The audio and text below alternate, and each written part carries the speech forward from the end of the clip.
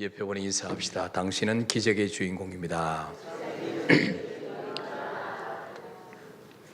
하나님은 우리가 행복하시기를 원하십니다. 믿습니까?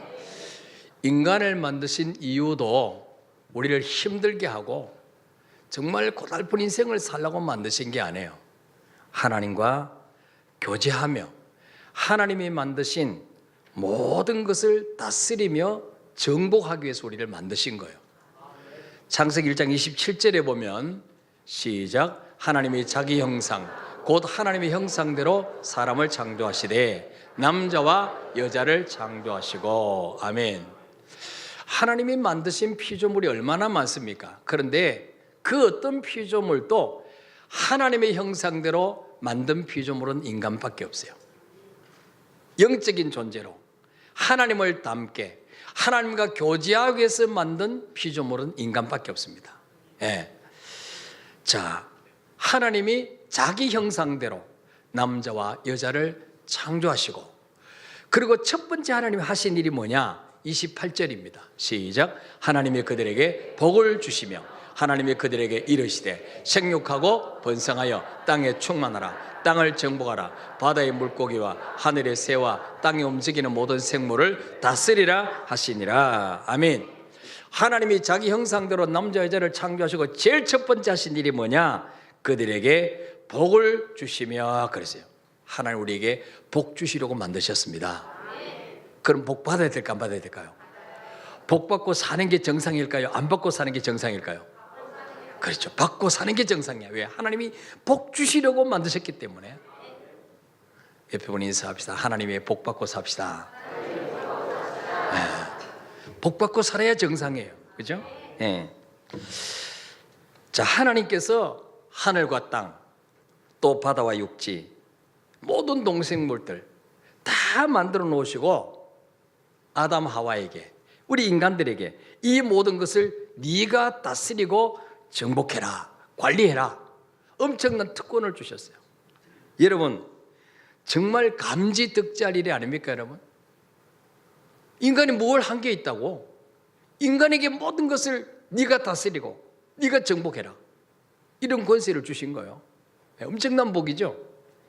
여러분, 예를 들어서 어떤 분이 수만 평 되는 땅을 사고 엄청난 돈을 들여서 거기에 공장을 짓고, 그리고 공장에서 일할 수 있는 직원들을, 종업원들을 다 모집해서 가동할 수 있는 모든 것을 준비해 놓고 그것을 조성하는데 돈 한 푼도 보태지도 않는 나에게 찾아서, 여러분에게 왔어, 당신이 이 모든 것을 맡아서 관리하시오.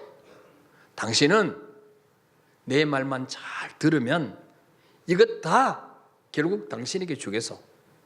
만약 그랬다면 이거 여러분 로또 맞은 것보다 더 대박 아닙니까? 그렇죠? 이거 엄청 수지 맞은 거 아니에요? 예. 그런데 나에게 그거를 다 맡아서 관리해라, 내 말만 잘 들으면 다 주겠다 그랬는데 욕심이 생겨가지고 내게 모든 걸 맡겨준 그분을 내가 죽이고 그 재산을 내가 다 가로채려고 한다면 얼마나 나쁜 사람이에요.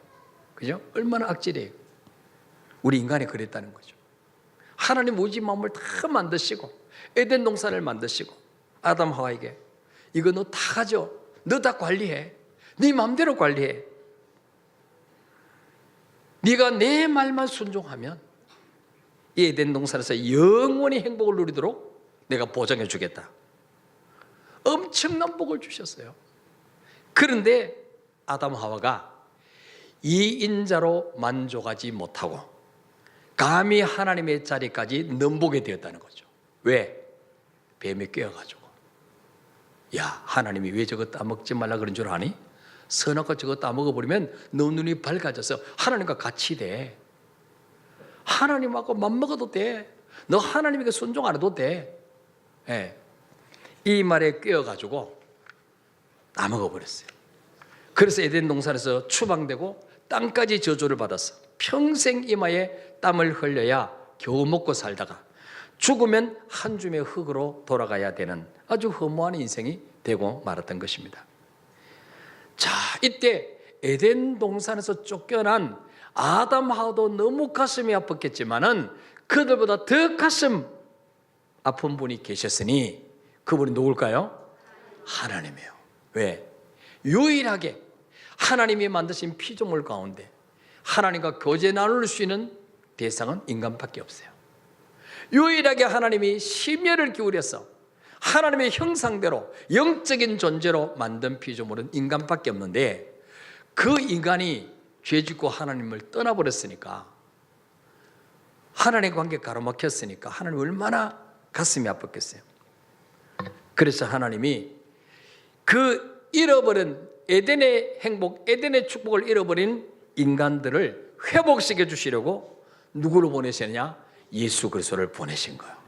아들아, 네가 가서 나와 저 인간 사이에 가로막힌 죄의 담 저거 허물어 버리고 다시 인간이 나를 만나서 나와 교제 나누고 행복한 삶을 살 수 있도록 네가 가서 대신 죽어주고 오라. 그래서 예수님이 이 땅에 오신 거예요.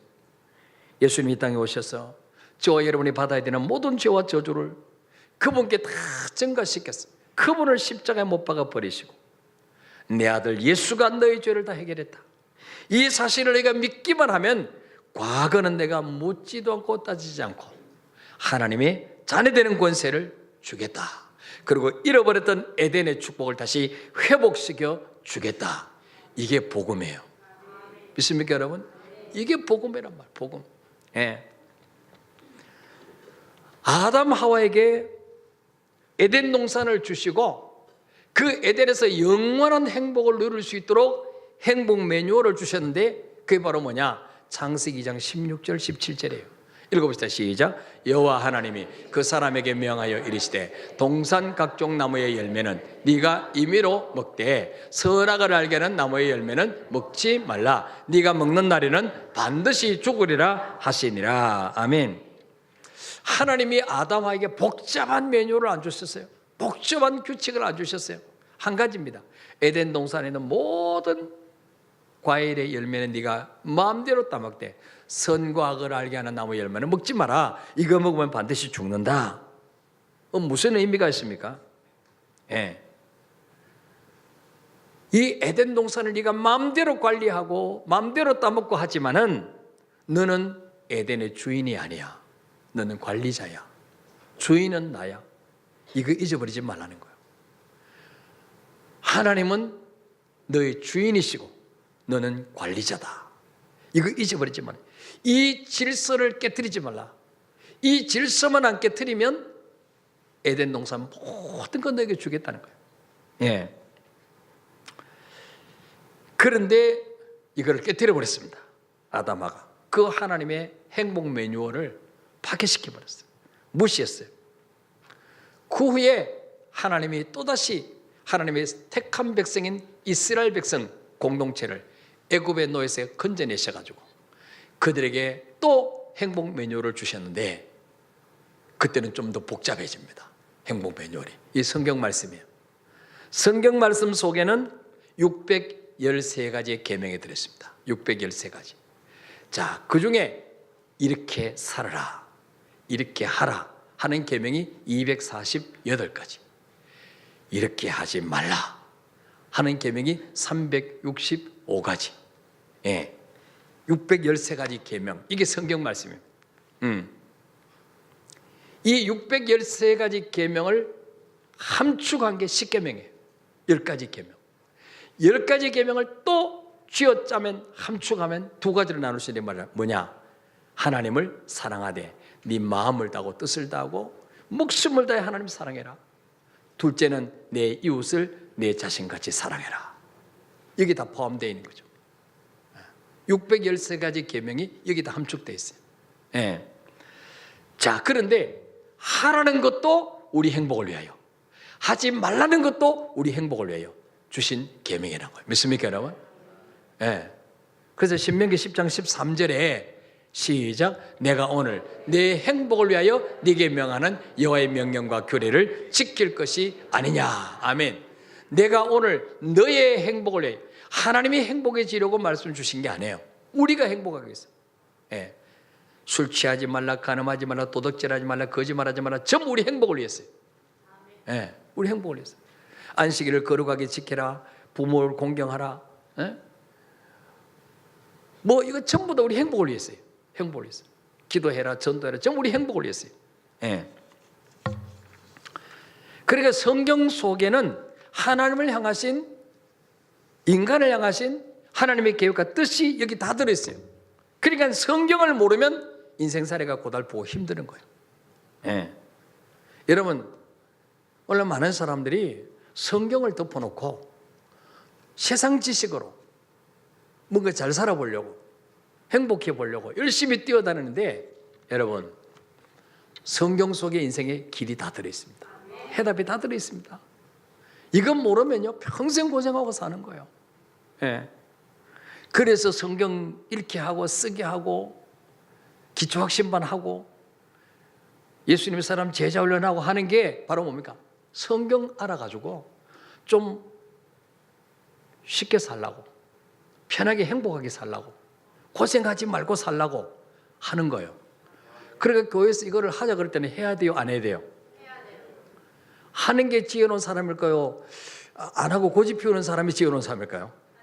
아, 그래요. 네.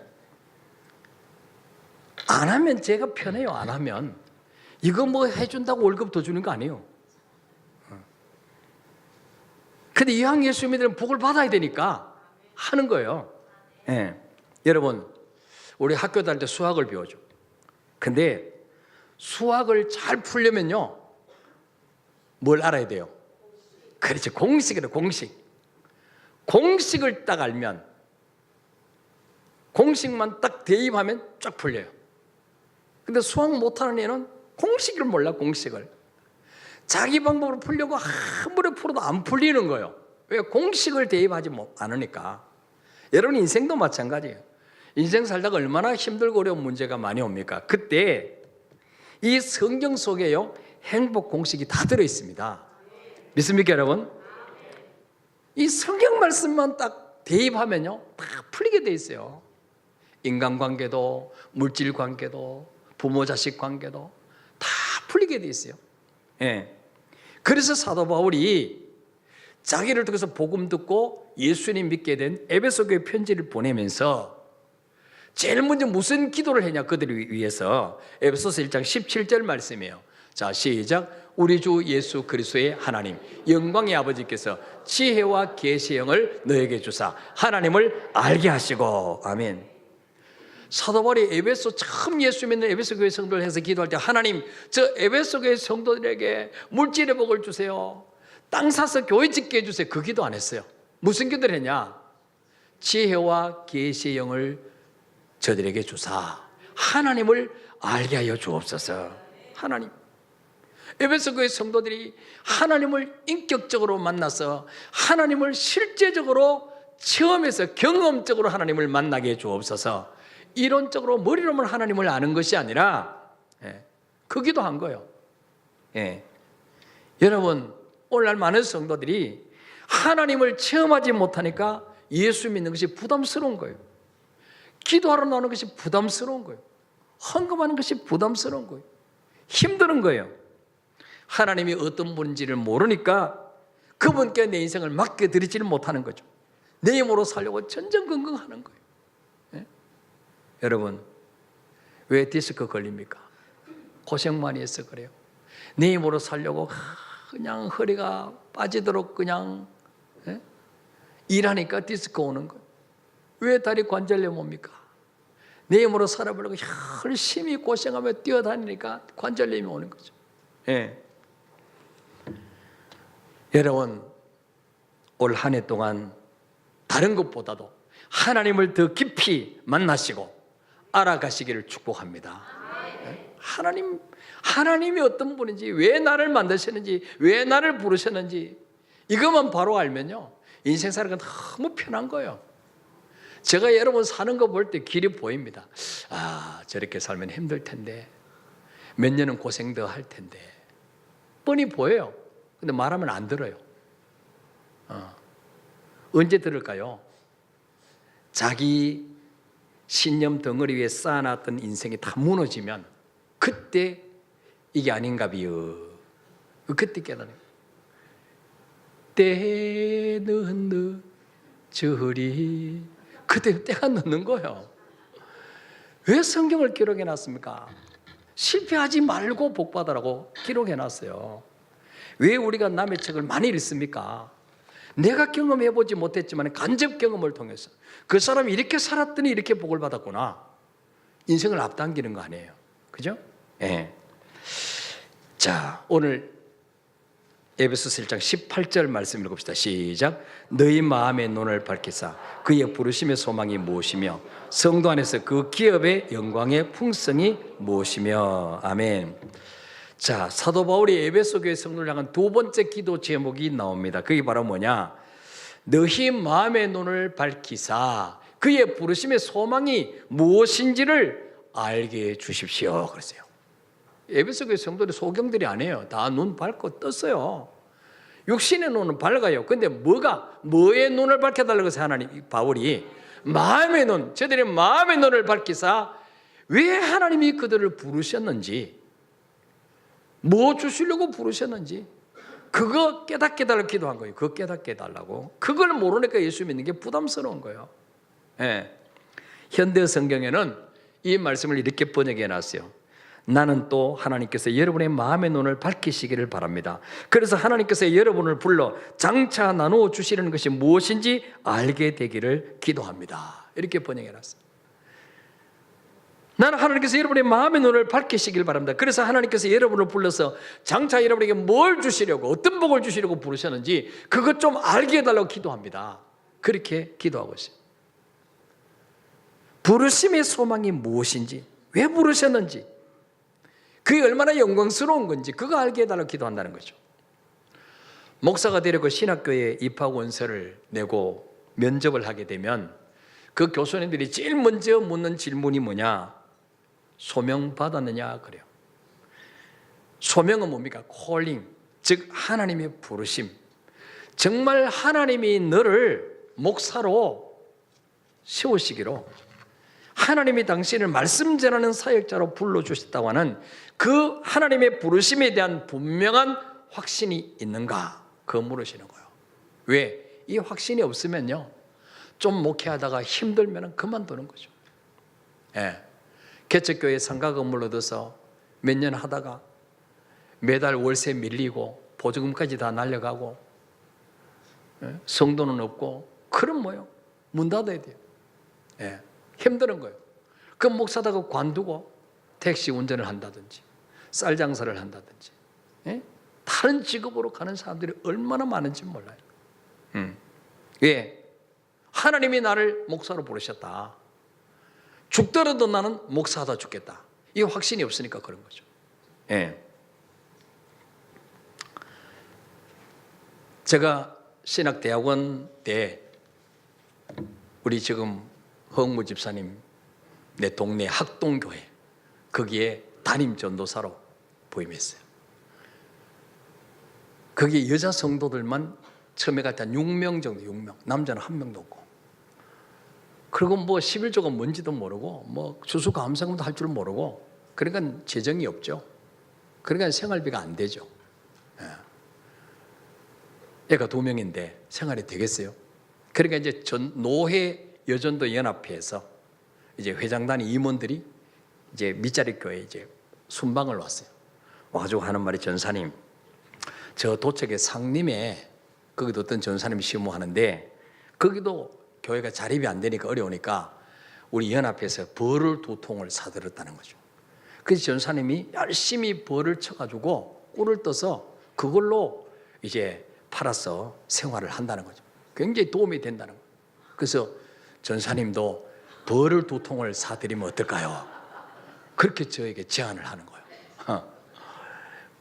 우선은 교회 부흥되는 보다는 벌 치는 게 빠르겠죠. 근데 나는 벌 치러 온 게 아니거든. 제가 그랬어요. 권사님 참 감사한데 하나님이 저를 학동교회 보내신 것은 양을 치라고 보냈지 벌을 치라고 보낸 게 아닙니다. 나는 굶어 죽더라도 양치다가 죽겠습니다. 벌통 안 사주셔도 됩니다. 그랬어요. 벌 치면요, 기도할 시간이 없어요. 새벽기도 마치고요, 기도 안 하고 벌통 앞에 앉아 있어요.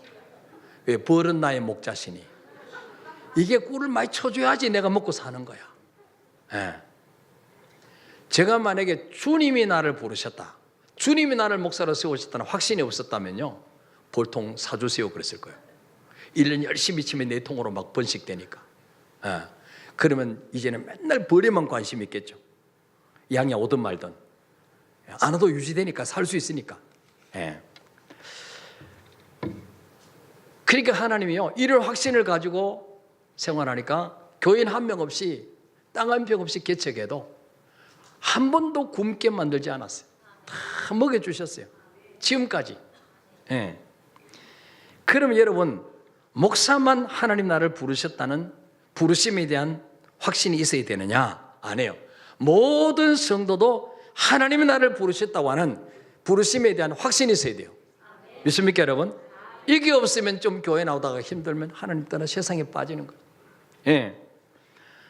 자, 마태복음 11장 28절 읽읍시다. 시작. 수고하고 무거운 짐진 자들아, 다 내게로 오라.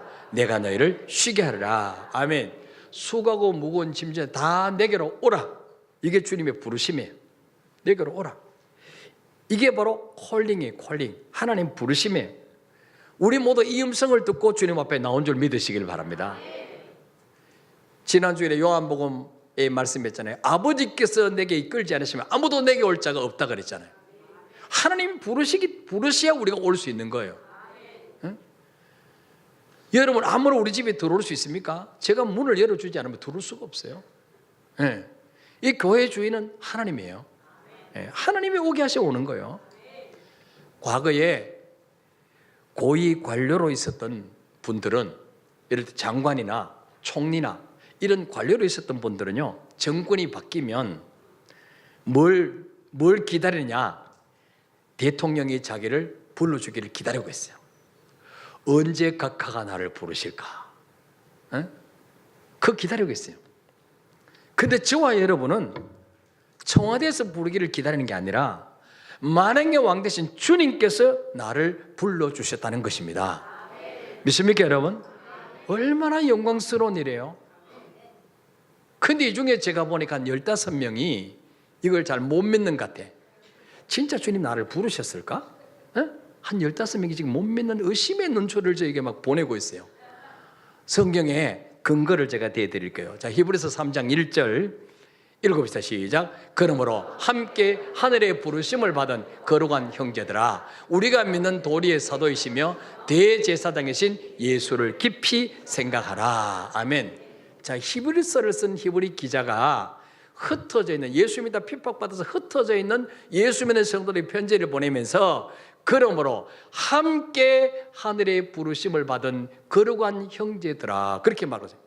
자기는 뭐 말할 것도 없고 하나님의 부르심을 받았지만은 당신들도 나와 동일하게 하나님의 부르심을 받은 사람이란 거죠.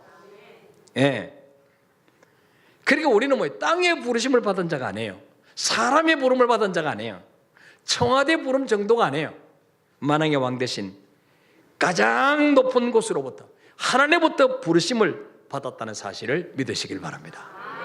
자, 디모데후서 1장 9절 읽어볼까요? 시작. 하나님이 우리를 구원하사 거룩하신 소명으로 부르심은 우리의 행위대로 하심이 아니요 오직 자기의 뜻과 영원한 전부터 그리스도 예수 안에서 우리에게 주신 은혜대로 하심이라. 아멘. 자, 하나님이 우리를 구원하사 거룩하신 부르심으로 부르심은, 우리 전번 성경에는 거룩하신 부르심으로 부르심 이렇게 되어 있어요. 근데 성경을 다시 개정하면서 부르심이 반복돼서 들어가니까 앞쪽에 부르심은 소명으로 바꿨어요. 똑같은 말이에요. 콜링, 소명, 부르심. 하나님이 우리를 구원하사 거룩한 부르심으로 부르심은 우리 행위대로 하심이 아니에요. 왜 하나님 누구를 부르시고 누구는 안 부르셨는가? 지금 우리는 그럼 지금 부르신 자보다 훨씬 더 하나님 앞에 의로워서 부르셨느냐? 더 인격이 좋아서 부르셨냐? 아니란 거죠. 그건 뭡니까? 오직 자기의 뜻, 하나님의 뜻, 영원 전부터 그리스도 예수 안에서 우리 계신 은혜대로 하셨다는 거예요. 은혜로 하나님 우리를 부르셔야 돼요. 부르시는 은혜로. 응? 따라합시다. 내가 부르심 받은 것은 내가 잘나서가 아니요 하나님의 뜻대로, 하나님의 은혜대로 나를 부르셨다. 믿습니까? 하나님의 뜻대로, 하나님의 은혜대로 나를 부르신 거예요. 네. 지금 세상에 살아가는 많은 사람을 하나님 부르시고 있어요. 환경을 통해서, 사건 사고를 통해서, 질병을 통해서, 암을 통해서, 가정이 깨어지고 여러 가지 사건 사고를 통해서 내게로 와라. 네 힘으로 살기 얼마나 힘드니? 내가 도와줄게. 내가 책임질게. 근데 그들은 주님 음성을 듣지 못하기 때문에 못 오는 거예요. 못 오는 거예요. 여전히 내 힘으로 살려고 하는 미련을 버리지 못하고 나를 내려놓지 못하기 때문에 못 오는 거예요. 자, 그럼 하나님께서 왜 우리를 부르셨을까요? 주일날 놀러 못 가게 하려고 부르셨을까요? 그 좋아하는 술, 담배 못하게 하려고 부르셨을까요? 아니에요. 자, 마태복음 11장 28절 다시 시작. 수고하고 무거운 짐진 자들아 다 내게로 오라. 내가 너희를 쉬게 하리라. 아멘. 왜 우리를 부르셨냐? 내가 너희를 쉬게 하리라. 예? 저마다 인생에 무거운 짐을 지고 허걱거리며 살아가는 우리를 쉬게 해주시려고 부르셨다는 거예요. 쉬게 해주시려고. 아담아가 죄짓고 에덴 동산에 쫓겨난 뒤부터 인간은 무거운 짐을 지고 살게 되는 거예요. 예. 죄에 대한 무거운 짐, 염려에 대한 무거운 짐, 자녀 양육에 대한 무거운 짐, 노후 문제에 대한 무거운 짐, 질병에 대한 무거운 짐, 부모님 보살피는 부양에 대한 무거운 짐, 이런 온갖 무거운 짐들이 가정마다 다 있어요. 개인마다 다 있어요. 여기 무거운 짐 없는 분은 아무도 없습니다. 겉으로 볼 때는 뭐 사업하는 사장님 굉장히 좋아 보이죠? 종업보다 훨씬 짐이 무겁습니다. 그죠? 종업원들은 그냥 열심히 일하면 돼요. 그냥 뭐 일거리가 있든 없든 상관없어요. 물론 있으면 좋겠지만 너무 많은 거 안 좋아하죠. 적당히 이렇게. 사장님은 다르죠. 짐이 더 무거워요. 그 모든 무거운 짐을 주님이 대신 져주시려고 부르셨다는 거예요. 그러니까 주님의 부르심을 듣고 온 사람이 복 있는 사람이에요? 재수 없이 걸려든 사람이에요? 복 받은 사람, 복 받은 사람. 재수 없이 걸려든 게 아니고 복 받아서 온 거예요. 예쁜 인사합시다. 당신은 복 받은 사람입니다. 자, 또 에베소서 1장 4절에는 왜 우리를 부르셨다고 말씀하고 있습니까? 시작. 곧 창세전에 그리스도 안에서 우리를 택하사 우리로 사랑 안에서 그 앞에 거룩하고 흠이 없게 하시려고. 아멘. 또 에베소서 1장 4절에 보면 또 우리를 부르신 첫 번째 목적이 뭐냐? 우리 죄를 깨끗이 씻어주셔서 거룩하고 흠이 없는 자로 다듬어 주시려고 우리를 부르셨다는 거예요. 우리 모두 예수 믿기 전에는 죄에 빠져서 죄를 밥 먹듯이 먹고 물 마시면서 살았어요. 그러면서도 이게 죄인지도 몰랐어요. 그냥 거기 빠져 살았어요. 이대로 살면 어디 가는지도 모르고 살았어요. 이 세상 쾌락에 빠져서 지옥 형벌받아 마땅한 사람이었어요. 그런데 예수 그리스도의 피로 우리 죄를 정결케 씻어주시고 거룩한 백성으로 신분을 바꾸어 주신 거예요. 그래서 예수 믿고 난 뒤부터 생각이 달라지는 거예요. 말하는 게 달라지는 거예요. 가치관이 달라지는 거예요. 좋아하는 것이 달라지는 거예요. 거룩하고 흠이 없는 백성으로 점점 우리를 다듬어 가시는 거예요. 믿습니까, 여러분? 예수 믿기 전에는 소주 10병 먹던 사람들이 이제는 5병으로 줄고 1병으로 줄고 이제는 이제는 술이 안 땡기고 이렇게 되는 거예요. 점점 거룩하게 다듬어 가시는 거예요. 저는 우리 교회 오신 분들이 다 이렇게 변하는 걸 보고 있어요. 우리 교회에서 안 변하면 그 사람은 진짜 사람이 아니에요. 주님 만났는데 어떻게 안 변할 수가 있어요?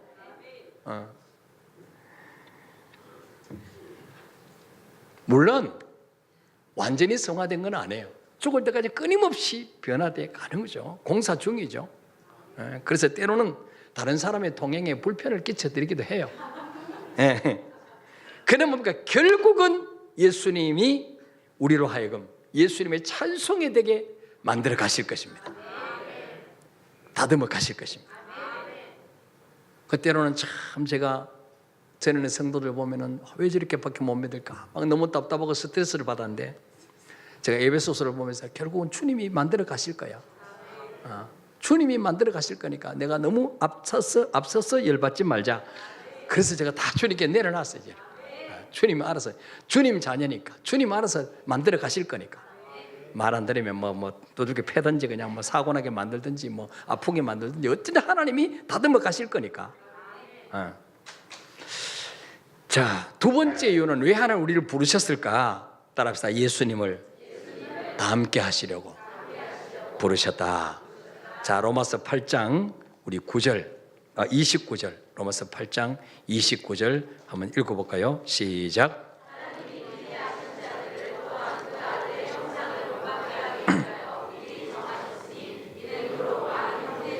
맏아들이 되게 하려 하심이니라. 아멘. 하나님이 미리 아신 자들을, 아까 창세기 1장에서 뭐예요? 창세전에 우리를 예정하사 그랬죠? 우리를 선택하셨어요. 하나님이 미리 아신 자들을 또한 부르셨는데 왜 부르셨냐? 그의 아들의 형상을 본받게 하기 위해서. 쉽게 말하면 예수 닮게 하시려고 부르셨다는 거예요. 믿습니까 여러분? 예수님 닮게 하시려고. 네. 자, 여러분 오랫동안 교회에 다녀도 예수님을 닮지 못하고 점점 마귀 닮아간 사람도 있어요. 그 사람 속에 예수님이 안 계세요. 교회만 다니는 거죠. 정말 내 안에 주님이 오시면 점점 거룩하게 다듬어져 가게 돼 있어요. 네. 예수 닮게 돼 있어요. 네. 자, 우리가 예수님 형상을 본받으면 어떻게 될까요? 고로새서 3장 5절 읽읍시다. 시작. 그러므로 땅에 있는 지체를 죽이라. 곧 음란과 부정과 사욕과 악한 정욕과 탐심이니 탐심은 우상 숭배니라. 6절에 이것들로 말미암아 하나님의 진노가 임하니라. 아멘. 자, 5절에 보니까 예수님 형상을 닮으면 어떻게 돼요? 땅에 있는 지체를 죽여야 돼요. 내 육체 소욕. 예수 믿기 전에 내 안에 마귀 종노릇 하던 그 내 육체의 소욕을 죽이라. 곧 음란과 부정과 사욕, 개인적인 욕심, 악한 정욕, 또 하나님 안 주시는데 내가 가지려고 막 빼앗으려고 하는 탐심, 이거 다 버려야 돼요. 그래야 주님 닮아가는 거죠. 예. 이것 때문에 6절에 뭐예요? 이것 때문에 뭐예요? 하나님의 진노가 임한다는 거죠. 이것 때문에 예수 믿어도 이거 못 버리면 하나님의 진노 받는 거죠. 복을 받을 수 없어요. 예. 자, 고린도서 3장 7절. 자, 시작. 너희도 전에 그 가운데 살 때는 그 가운데서 행하였으나, 아멘. 너도 전에는 그 가운데 살 때는 뭐예요? 바로 땅의 지체를 죽이지 않고 혈기 부리고 성질 부리고 내 마음대로 전에는 그렇게 살았다는 거죠. 그런데 8절에 시작. 이제는 너희가 이 모든 것을 벗어버리라. 곧 분함과 노여움과 악의와 비방과 너희 입에 부끄러움 말해라. 아멘. 이제는 그거 버려라. 벗어버리라는 거죠.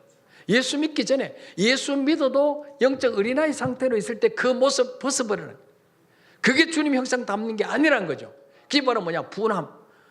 우리 속에 늘 분노, 부모에 대한 분노, 남편 아내에 대한 분노, 자녀에 대한 분노, 이런 분노, 노여움, 악한 마음, 만남의 남을 비방하고, 이거 버리라는 거죠. 이거 있으면 주님 형상 본받을 수 없다는 거죠. 이거 전부 마귀가 좋아하는 거예요. 이거 다 버리고 대신 무엇으로 옷 입어야 되느냐? 고로새서 3장 12절 시작. 그러므로 너희는 하나님이 택하사 거룩하고 사랑받는 자처럼 긍휼과 자비와 겸손과 온유와 오래 참음을 옷 입고. 아멘. 땅의 지체를 죽이고 하나님이 싫어하는 것, 하나님의 진노가 임하는 것 다 버리고 이제는 뭡니까? 뭘로 옷을 입어야 되느냐? 긍휼, 남을 불쌍히 여기는 마음, 자비, 겸손, 온유, 오래 참음으로 옷을 입어라 그랬어요. 예. 그래 주님 닮아간다는 거죠. 그 다음 13절에 시작. 누가 누구에게 불만이 있거든 서로 용납하여 피차 용서하되 주께서 너희를 용서하신 것 같이 너희도 그리하고. 아멘. 누가 누구에게 불만이 있거든 서로 용납해라. 자, 여러분 불만이 있어요 없어요? 불만 있죠. 자, 우리 아내 여러분 남편에 대한 불만이 있어요 없어요? 있는 게 아니고 많죠. 우리 남편 여러분 아내에 대한 불만이 있어요 없어요? 예? 하나도 없어요. 여기 뭐 천사들만 모였어요? 많아요. 근데 불만해서 막 따지고 막 싸우고 해야 되겠어요? 어떻게 해야 되겠어요? 성경에 뭐라 그랬어요? 불만이 있거든 서로 용납하라는 거죠. 왜 용납하라 그럽니까? 내가 저 사람에게 불만이 있으면 저 사람도 나에게 불만이 있는 거죠. 예. 그렇지, 맞아요. 우리 장로님 아멘을 잘하셨어요. 상당히 지금 공감을 하고 있어요. 그렇기 때문에 완전한 사람 아무도 없잖아요. 내가 저 사람이 불만이 있으면 저 사람도 나에게 불만이 있어요. 그러니까 서로 용납해라는 거죠. 세임세임이라는 거예요. 그리고 뭐요? 피차 용서라는 거예요. 용서를 못하고 속을 부글거리고 이 인간 그냥 내가 두고 보자 막 이러면서 밤마다 이를 갈고 잠을 못 자고 이러면요, 내가 먼저 죽어요. 왜 하나님 용서하라 그러냐? 그 사람을 위해서가 아니라 나를 위해서 용서하라는 거예요. 그래야 내가 오래 살아요. 내가 막 부늘고 저 인간 내가 두고 보자, 네가 늙어봐라 내가 밥을 해주나 마나 막 이러면서 막 이를 갈고 있으면요, 그 사람은 그것도 모르게 잘 자고 있어요. 또 그 인간도 밥도 잘 먹어요. 나 혼자 밥맛이 없어요. 그러니까 내가 빨리 죽어. 그러면 그 인간은 또 딴 여자하고 재혼해. 그러면 내가 힘들게 모아놨던 거 딴 년이 다 차지하는 거야. 그러니까 이런 일이 있으면 되겠어요, 안 되겠어요? 그러니까 빨리 용서해야 돼요, 안 해야 돼요? 누구를 위하여? 나를 위하여.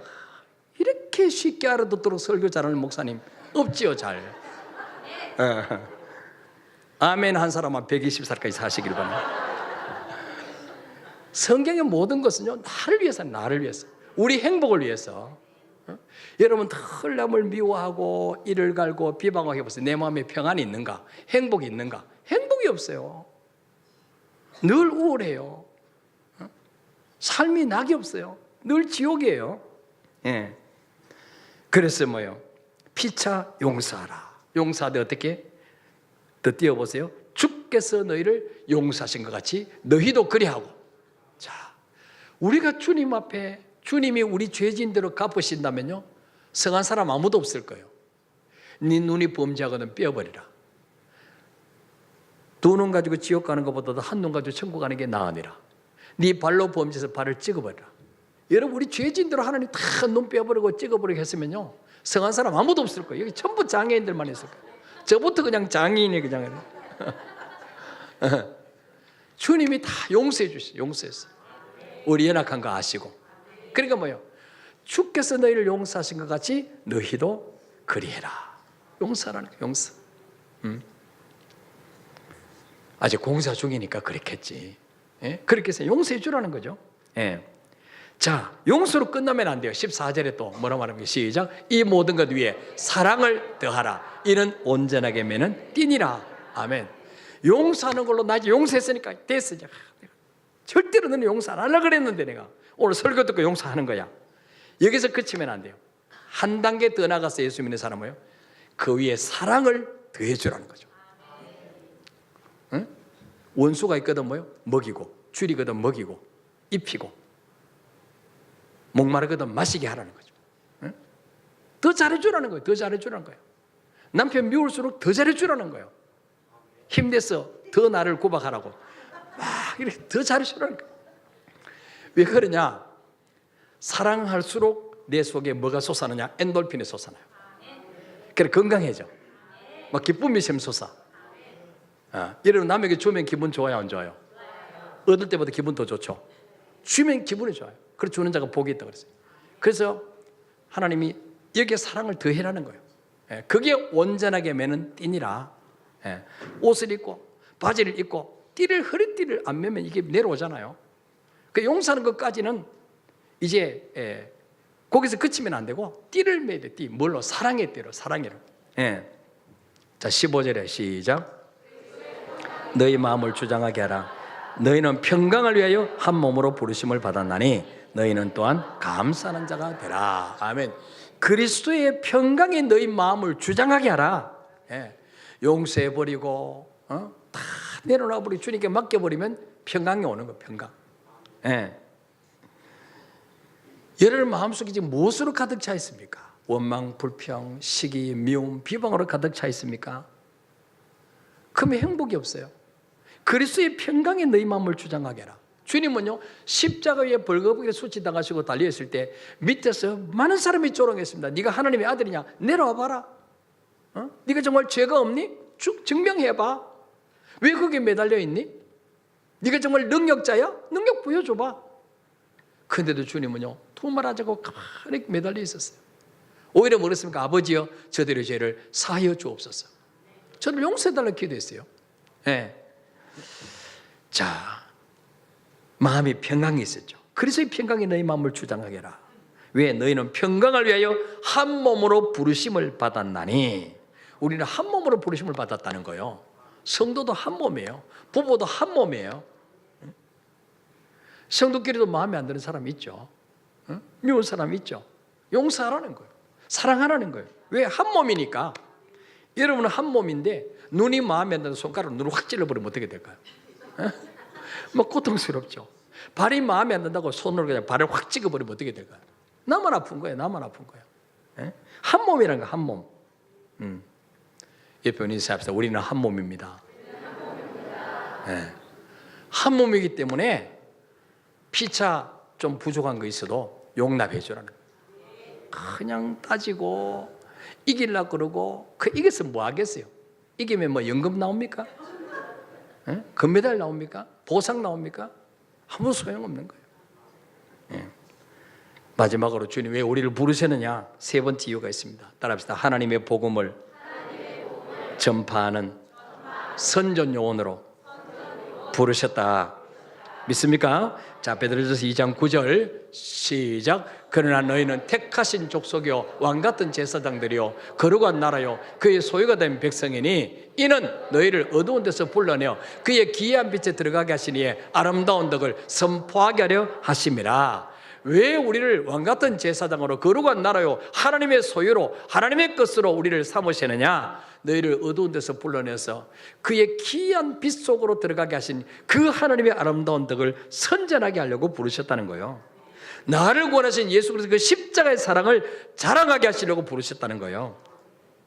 여러분, 내 대신 내 죄를 대신해서 죽어주신 분이 있다는 거 얼마나 자랑스럽습니까? 여러분 대신에 죽어줄 사람이 있어요? 여러분 부모님 대신 죽어줄 수 있을까요? 친구가? 남편이 아내가 죽어줄 수 있을까요? 택도 없는 소리 하지 마세요. 아무도 죽어줄 수 없어요. 근데 예수님이 내 죄 때문에 죽으셨다는 거예요. 얼마나 영광스럽습니까? 사도 바울은요, 이 복음의 비밀을 깨닫고 나니 평생 예수 그리스도의 십자가만 자랑하다 죽었어요. 결혼도 하지 않고. 스데반 집사는요, 이 복음을 듣고 예수 그리스도 십자가 자랑하다 돌에 맞아서 순교했어요. 그러면서 얼굴이 천사처럼 빛나서 죽었어요. 하나님 왜 우리를 부르셨습니까? 첫째는 거룩하고 흠이 없는 자로 만들으시려고. 여러분 다듬어지고 있습니까? 여러분 작년보다 좀 더 다듬어진 것 같아요? 혈기가 좀 더 죽어진 것 같아요? 성질이 좀 죽어진 것 같아요? 예수님 형상을 닮으려면요 도끼를 빼야 돼요. 도끼. 옆에 얼굴 쳐다봅시다. 도끼가 아직 들어있나? 좀 빠졌는가? 작년보다 도끼가 좀 빠졌는가? 도끼가 빠져야 돼. 도끼가. 이 도끼 있으면 안 돼요. 두 번째는 예수 그리스도의 형상을 닮게 하시려고. 구원받은 거로 끝났다. 아니 이제 시작이에요. 날마다 주님 닮아가야 돼요. 주님 닮아가야 돼요. 주님 닮아서 뭐 하려고요? 내 안에 계신 주님을 자랑하려고. 복음 전하는 사람으로 전도자로 쓰시려고. 끊임없이 너는 나를 닮아라 말씀하시는 거예요. 날마다 주님 닮아가시기를 축복합니다. 우리 찬송하겠습니다. 주님 나를 부르셨으니